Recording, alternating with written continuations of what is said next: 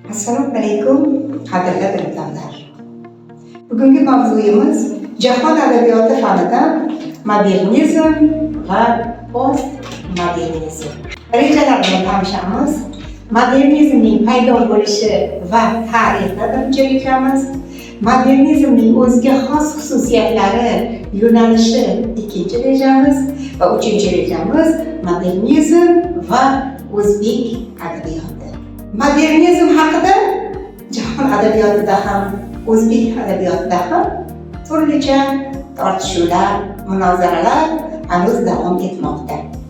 Aynan modernizm haqida professor Dilmurod Quronov tayyorlagan lug'atida shunday fikrlar yozilgan.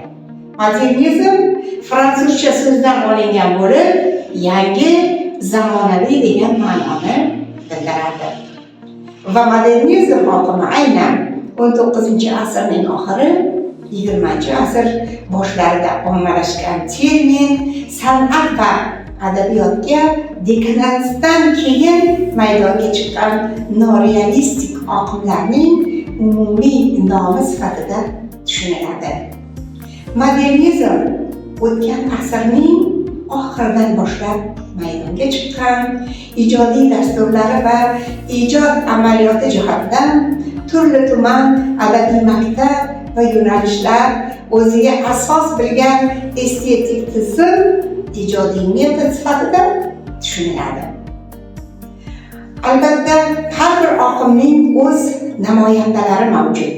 Aynan modernizm oqimining namoyandalari sifatida Dostoyevskiyning Jinoyat va jazo, aka-uka Karamazovlar, Uitmenning Maysalar yaproqlari, Bolderning Yovuzlik chechaklari, Rimboning Dil yorishishi va Strindbergning keyingi pyesalari aynan ularni yozuvchi, dramaturg, shoir sifatida esga oladi va modernizm davrachilari sifatida e'tirof etadi.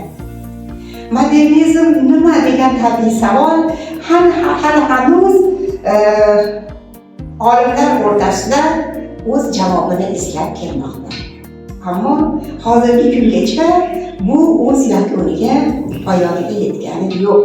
Aynan modernizm haqida o'zbek olimi Ozod Sharafetdinov bu jul hodisa emas degan edilar.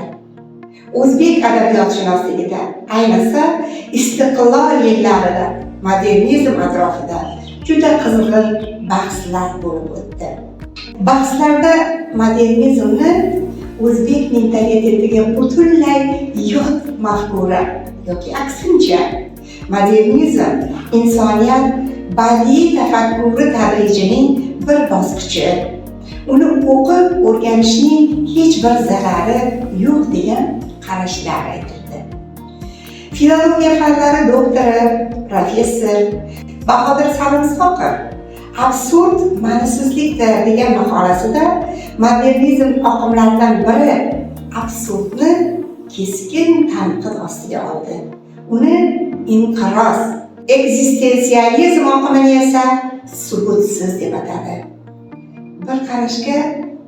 Bu qarashga javoban filologiya fanlari doktori professor Umarali Normatov o'z qarashlarini ilgari surib, absurd va ekzistensializm yo'nalishidagi asarlarga san'at hodisasi sifatida qarash kerakligini aytadi.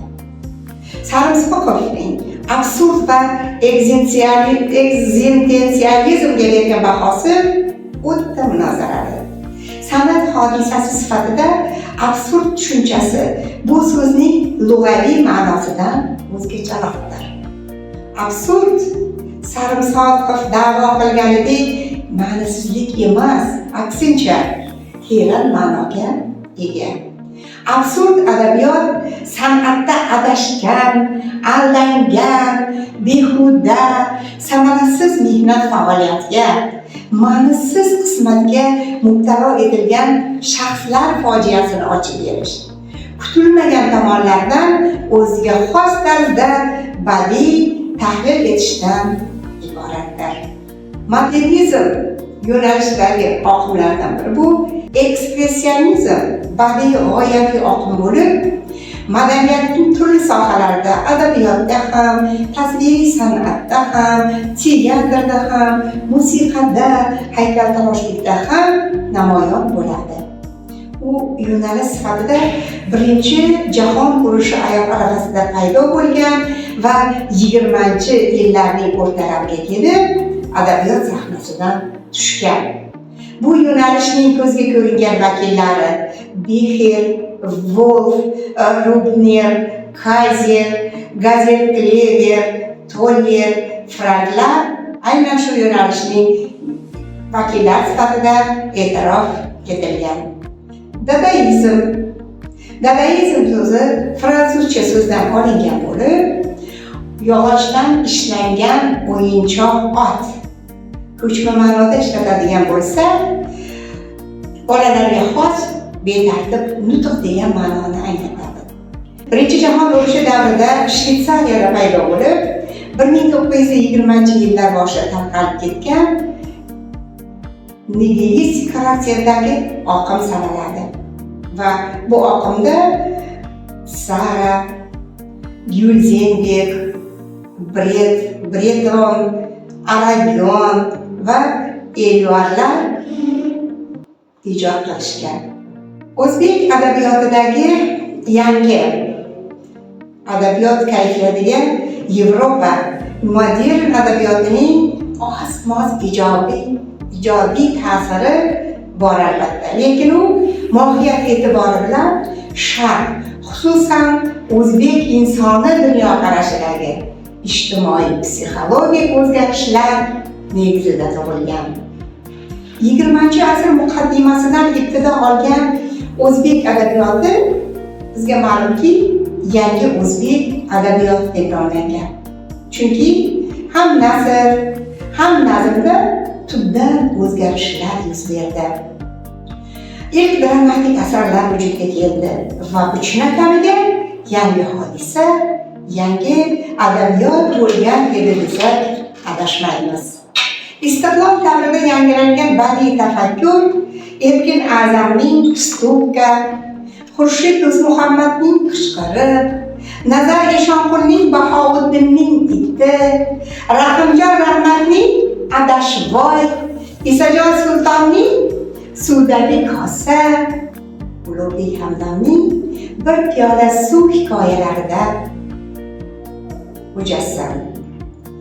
Nomlari zikr etilgan va yana bulardan tashqari o'zbek adabiyotida Omon Muxtor, Ahmad Azam, Olim Otaxon, Murod Karim kabi nasrlar, Bahrom Ro'zmuhammad, Tursun Ali, Faxriyor, Aziz Said, Shermuhammad Subhon, Go'zalbegim singari shoirlarning izlanishlari yangi o'zbek nasri va nazmining o'ziga xos namunalari hisoblanadi. Postmodernizm esa quyidagi rejalardan iborat. Postmodernizm va uning paydo bo'lish omillari birinchi rejamiz. Postmodernizmning modernizmdan farqi ikkinchi rejamiz.